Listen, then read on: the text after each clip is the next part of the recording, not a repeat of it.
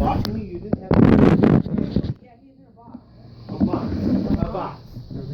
Okay. How? We were celebrating a friend of mine's birthday. So you rented a box? Yeah. Oh, I wish I had that kind of money. Wait a minute. Yeah, my birthday's just. Oh, your friend was paying for it. Your friend's parent, okay. We also went to Great America, and I hung out with family. I like a full summer. Mr. Platts, what did you do? Besides make my life easier. Yeah, he digitized my worksheets for this one. World History.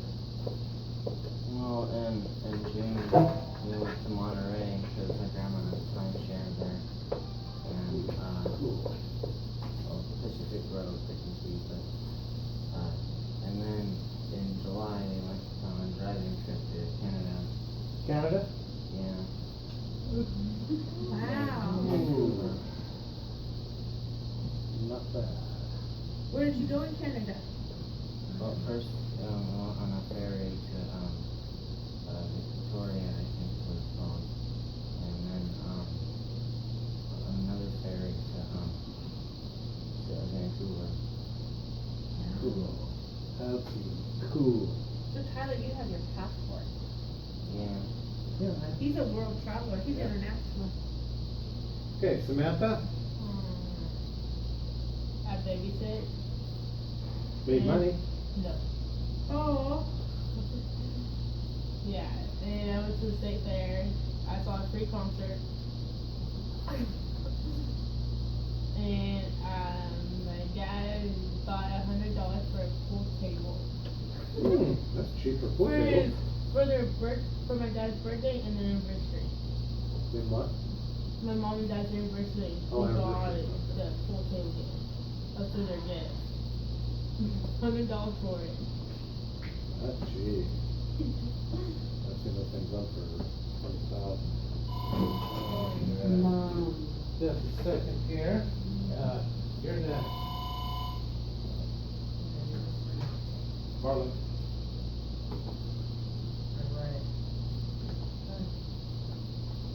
Okay.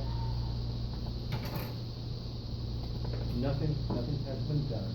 Nothing can be done until I get credit for the classes. Are you writing the question for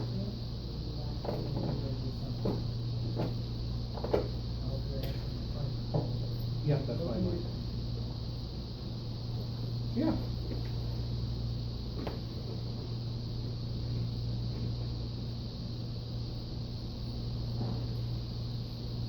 Okay, we'll do. Okay. Pretty good. Pretty good.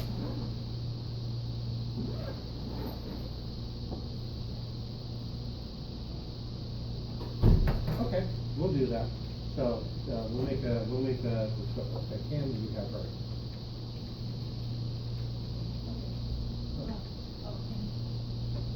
Okay, I will. Okay. Folks, hold on just a second. You. Okay.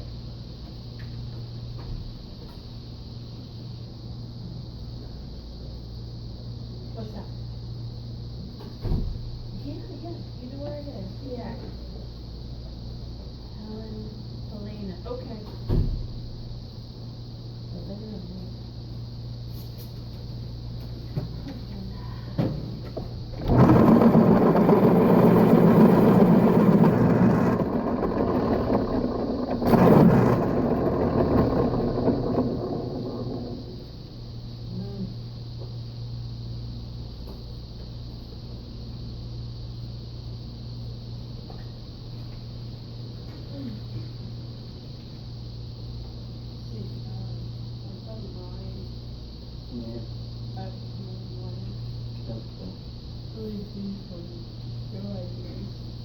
He lives right next to Walmart. Do you still see Brian? Well, I texted him on Facebook. At Walmart. You saw him at Walmart? He was shocked. He was in the line catching out his mom. Someone with him being funny. He was sitting there laughing. We had his jacket, is the reason I'm asking. So I figured if one of you still saw him, then we could get it to him. He lives over by Walmart, a lot of El Camino. Yeah, well, I'm not. No, I'm not gonna drive it to him. I know. And I see him again on Facebook, I keep telling. I talk to him most of them all the time. He seems to be doing good. No. He was being real on Facebook. Well, he lives with his mom still. No, he's being not good on Facebook. Oh. He was saying the F word on Facebook. I was Yeah? like, really? Well, that's because he's not very fond of Facebook for some reason. I don't know why. He's his brother. What? His brother. This is his brother. His brother would get on his Facebook. His brother's name was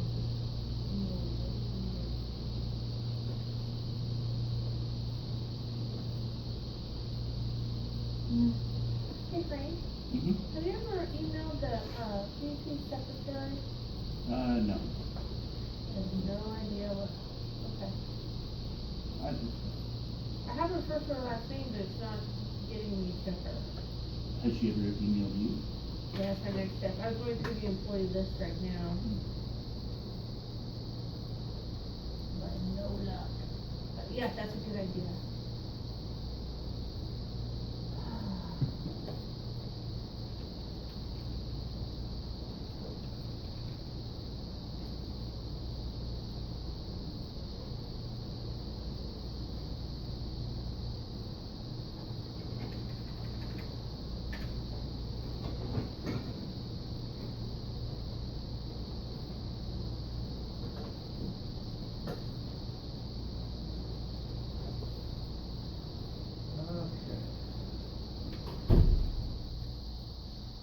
Oh, I feel like dainty. Okay. So. What'd you do last night? Watch. Any good? Yeah. My sister said it was. I was looking at that, man. I'm gonna have a hard time getting into that. That's a little, it's a little weird, and yeah, I'm not sure. I'm kind of your standard Marvel guy without that. My sister said that the only good part about it was Will Smith. They said it didn't get great reviews. Will Smith has never made a bad movie. So. Take it back. Wild Wild West was bad. I like Wild Wild West. We're talking the Cameron the original show, too. He and Kevin Kline did not have the chemistry. I heard bad things about After Earth. I've never watched it. I Yeah. love that movie. Okay, so, what else did you do? That's it? Yeah. So you stayed in the movie theater for an entire 2 months? Mm. Wow. That would be pretty comfy then. Of course, you know, I ended up seeing, what was it, the last Star Trek and, let's see, Used to be pretty much. the latest, oh God. The last, this was Captain America ones, those are fun movies. So, Ashley, focus is on you, girl. I went to Las Vegas. And I slept a lot. And I didn't do much for the summer. Oh, physically I didn't do enough, I guess it's such a deal. Oh. Usually I lose weight just when I go crazy, not this time. Yeah, I didn't do much. Oh, my dad got promoted to supervisor in his work. Yay. Oh, excellent. How's his friend? Oh, good. He's doing better? Yeah, he's doing way better. Good. Well, I didn't do much. I still feel like it's summer, but it's not. Yeah, I know. It's not. But yeah. I'm just happy there's only 1 year left. Okay, Lily. Before I went to Texas, I found out that I have scoliosis. Joy, Yeah. how bad?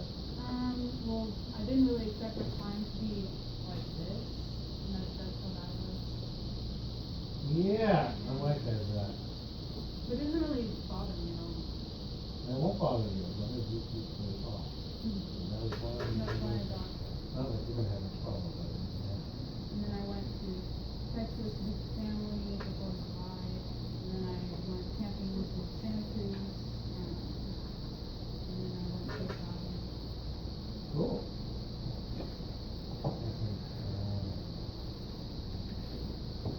Devin? I went to 9 fairgrounds in California. 9 fairgrounds? Yeah. Are you just collecting fairgrounds? No, It's like bar hopping because it's a ride? no, I still have. Sometimes I go with the St. County, the Texas,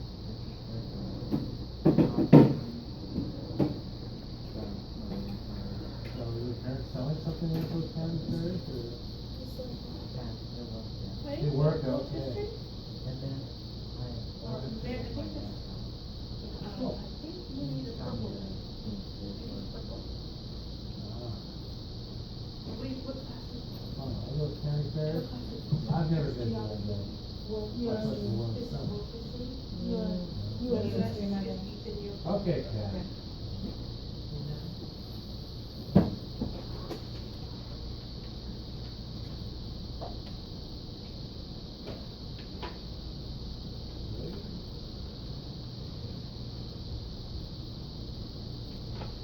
My gratitude project tried Janelle Tamlin.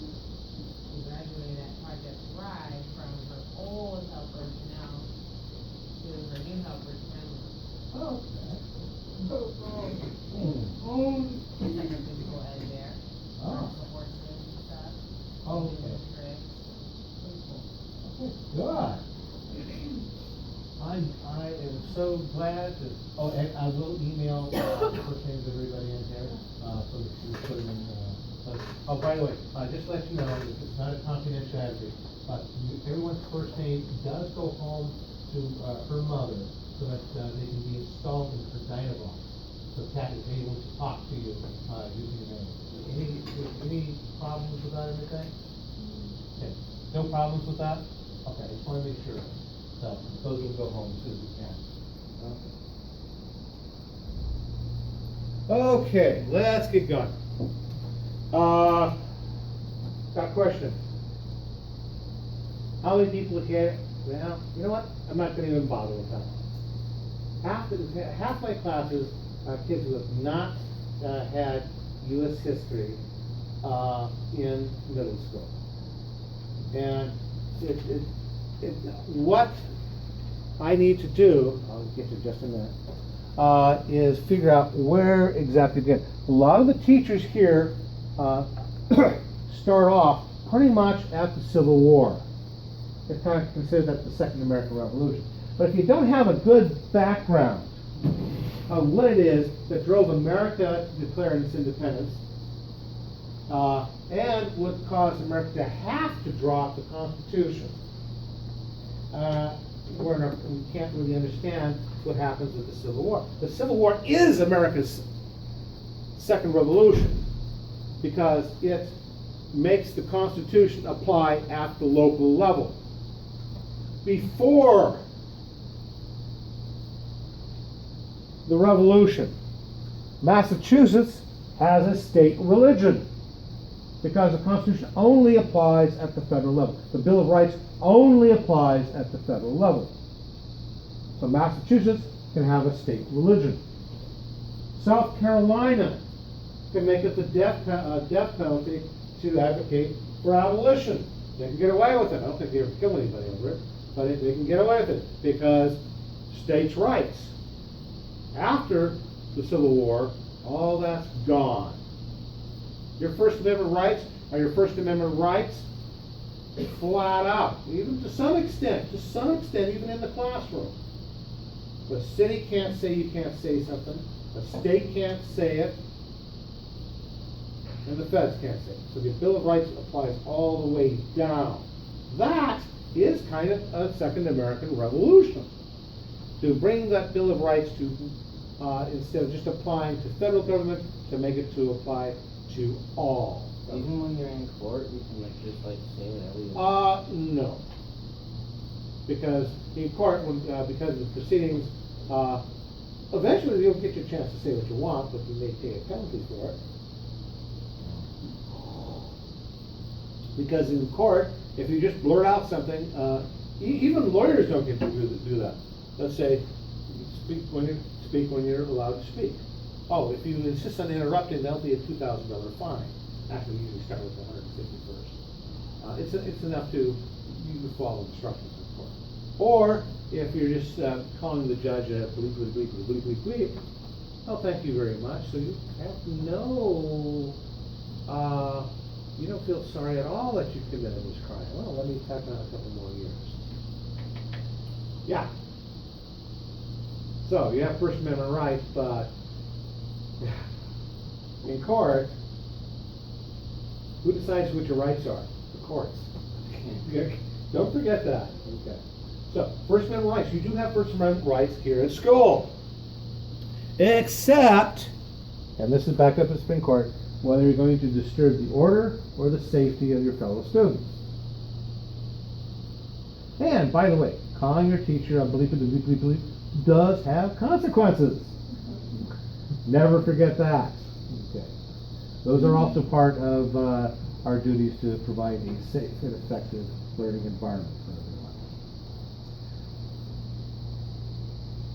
everyone. Religious rights. You find us bending over backwards on that. Now, it doesn't mean you get to deny somebody else's religious rights, but somebody is from another religion, bend over backwards. I mean, where else? You know, the Sikh kids, you know, they're Sikhs are supposed to have that dagger in their holster. How are you going to manage that with school environment? Well, in Yuba City, we've got lots of Sikhs. Those daggers are riveted in. I mean, like hole drilled through the blade, riveted. You can't get it out of that shape. But it's so that they can obey their religion. Go. Can you use the bathroom? Not yet. I'll let you use the bathroom probably about 11:25. Okay. So it is one of the, this is how. But beforehand, those kids didn't have any rights. So you saw me last year, I think, trying to make bend over backwards to have a person who has transgender issues. Okay, we do that. That is part of. We essentially we try to always make sure that people's rights are respected. And sometimes we bend over backwards for it. It's something difficult, but we do it. But without without the effects of the Civil War, I wouldn't be in here. The government would have to say whether or not, you know, how I treated a kid like that. It is the Civil War. So let's go through what we're going to be learning about real heavily. We will be learning about the Constitution pretty thoroughly. Okay, we've got some worksheets that we have for you. So figure out the next couple. The next week we'll be learning our usual history about the Revolution. I'm not going to cover the battles real thoroughly. I'm just going to breeze by it. It's the effect, what led to the Revolution, and what the effects of the Revolution are. So I'm not going to cover. You know, Mr. Barlow likes covering battles. Okay, so this is hard for me, but we're going to breeze through most of the battles. Now, then we're going to move on to. We are going to move on to abolition, but we're going to move very quickly through. You know, the War of 1812 is hardly going to get a mention. We're going to move straight to the Civil War. There'll be a couple of little touching points, but it's going to be pretty much the Civil War. Now, again, since Mr. Barlow is letting go hog wild teaching Civil War, because, dude, I even write about it. Okay, I'm squeeze through it, and we're going to talk about the effects of the Civil War and the effects of the 13th, 14th, 15th amendments to the Constitution. Change that. After the Civil War, we will get into a bit about the opening of the West, not too much the California Gold Rush, but mostly about rural life, you know, as the homesteaders, you know, farm life. We will be on, you know, a lot of it on the technology that comes in the late 18 and early 1900s. Going to be delving very heavily into tech. But the wars we're gonna cover with some detail, World War I, because it affects a great deal of our life. Basically, it's civil rights really get violated in World War I.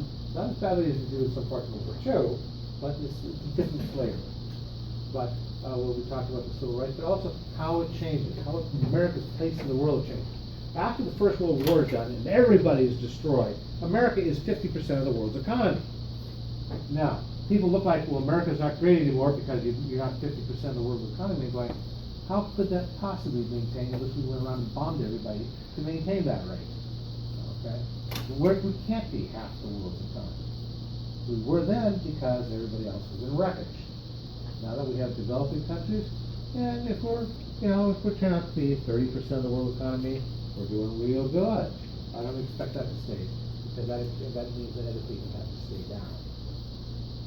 But we have somebody saying, let's make America great again. Well, we'll take advantage. Is America so great? Has it ever been anything but great? Well, we'll take a look at some of that stuff. We will be taking some look at the presidential campaign. We'll be taking a look. I'm going to be as nonpartisan as humanly possible, but we will take a look at that. Yeah, as we go through that, we will be doing two fairly major projects this year. Actually, one major one. We'll be doing a trifold project. It'll probably be on the farm equipment, or changes in rural to urban life. That's going to be in there. And, there's a huge amount of technological change, but the major one is going to be the Junior Research Project. We are doing it this year. Okay, English teachers, we'll be giving you credit on that, most of them. So we'll be doing some writing. There will be 82 topics presented. I'll give you the list of topics to choose sometime in February. Now, don't worry, we will help you. Generally, General Ed is worrying a great deal about MLA format.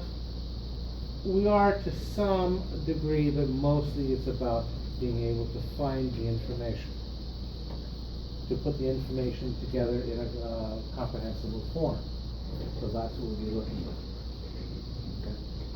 Let's see, we're out of here, and I'm going to look 11:21.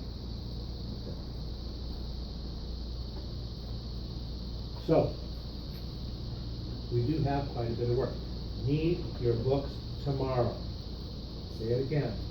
Need your books tomorrow. Okay? Gotta have them. We're starting straight in. We'll be starting on this one, 2.1. We're not doing chapter 1. We're not going to do the Pilgrims. We're not going to do that. We are, however, going to start right in on what the heck is it that just plain pissed off the Americans, the American colonists. Now, a couple of things before we go, I do want to cover. I won't cover the French and Indian War, but I do want to cover the events leading up to it. The French and Indian War is known in Europe as the 7 Years' War. 7 years is a long time for a full-out, toe-to-toe duke-out that happened in Europe. There's a lot of people. The first shots of that war were fired in the Ohio River Valley. The last shots were fired off in a naval battle off the coast of the Indians 7 years later. This is a war that had worldwide changes. It resulted in England's, Great Britain's dominance of India. It resulted in the collapse of the French colonial empire, and resulted in bankruptcy for much of Europe. Who's responsible for this catastrophe? Easy. It started by American colonial militia that went out to kind of sort of patrol the Ohio River Valley. Into Ohio with that. Yeah, led by a young militia colonel who attacks a French and Indian diplomatic party. Bad move. There's no war between France and Great Britain at the time. There is a lot of question of where the boundaries of French territory in North America end and where British end. A lot of problems there. Now, after the diplomats are taken prisoner, one of them is executed by a member of the militia party. Not good. Just plain murder. Now, who's responsible? Who's the commander for this cluster mess up? His name is George Washington. Yes, the same George Washington is on your $1 bill. He messed up. He screwed up. He completely blew it. He will be later taken prisoner and sign a confession in French, which he did not know how to read. So it said he has no idea what it says. All he knows is he's not going to be released until he signs it. This war is going to be a catastrophe for a lot of people, but mostly France. France loses some of its islands down here. These islands are like gold because they raise sugarcane on a lot of these. So Britain cleans up the colonial counters there by the time you're done. Britain has taken Montreal and Quebec. Goodbye, French Canada. Goodbye. It's gone. The French get to keep two tiny islands, St. Pierre and Miquelon, right here, so fishermen can rest and lay out their nets, and that's it. That's all they keep. Now, France does still control some of this, but they don't have anybody there. There are very many people there, and that'll go bye-bye in another 60 years. 50 years, actually. But French Canada is gone. Now, that has several effects. One, Americans don't have the French and Indian boogeyman to look over their shoulder. The people in the settlements, they know that the Indian raids probably won't come again. The ones that took their wives and their children, took their own lives sometimes. That kind of stuff, they're safe now. Isn't it nice to grow up safe? Growing up safe. But it also means they don't need the British for protection anymore. See, before this, you prayed to God the British Army would come in and save your bacon. The colonial militia would be there, but you, if the British regular army, you want it there. Please, send them. They don't always do real well against the Indians, but you really needed them. Second thing it did, it bankrupted Britain. It bankrupted everybody, okay? Nailed the French hard. But bankrupted Great Britain. Well, Great Britain wants to, we spent a lot of money on this horrible mess over here. We need to get some money back at it.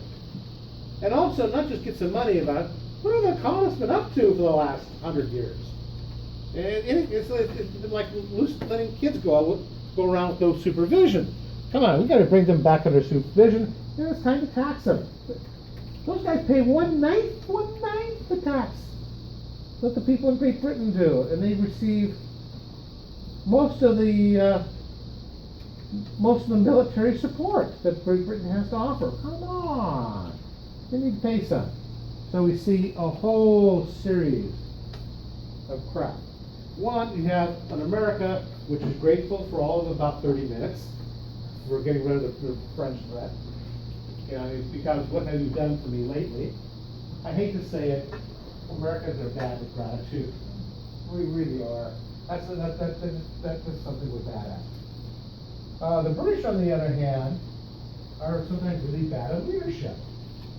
They have a king, King George III. King George III has issues.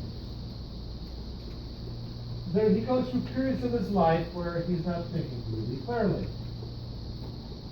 Picture this. King George III gets out of the carriage, walks up to a bush, and has a conversation with it. It's an old friend. We have problems. We also have problems that his major advisor, Lord North, has all the intelligence of my destiny. Okay? The guy is not bright. He's loyal. He's of the aristocracy, but he is not real bright. And he makes one blunder after another. We'll get into those tomorrow, believe me. So we have the government of Great Britain has issued. Lord God, if you read his stuff as a parliamentary procedure, you look at it and the things he said about bringing the American colonies back under control. You look at that, dude, are you kidding me? Are you stupid? I'm doing my Lewis Black imitation right here. You know, Lewis Black was stupid. Yes, he is stupid. It happens sometimes. And stupidity in government has consequences. And the consequences is no matter what he did, he pissed off the American colonies. Bad. So we'll get at that again tomorrow. Make sure you have your books.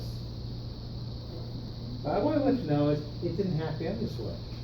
Australia, New Zealand, Canada, they all left South Africa. They all left in British control under good terms, friendly terms. The Queen of England is still the Queen of Canada, New Zealand, and Australia. Australia is about ready to change that, but still, they're members of the Commonwealth. Not as they sure as heck isn't. The British learned. They did learn. British do learn. Dad. Most people do. They left under good terms. Why? We didn't hear it. Remember, let me tell you a story that kind of explains America in a nutshell. When the Pilgrims came over in 1620, Plymouth Rock, there was a few years later, 1630, that all their friends came with them. And I'm talking about the Puritans, the people we think of, you know, with the big tall black hats and the belt buckles and the hats. Those guys came over also in 1630, the Great Migration. They came over about as religious, not just for religious freedom, but if you have a religious freedom, what's the first thing you do? You deny it to others. And they did. If you basically had a religious disagreement with those folks, they'd see you on the hangman's noose. That's how Rhode Island gets settled, by the way. It's basically refugees from that system. But also, they had a great deal of control over everybody's daily life. One, you had to be in church all day Sunday, every Sunday. And the fines for not showing up to church were hard. You had to be there for Bible study. Generally,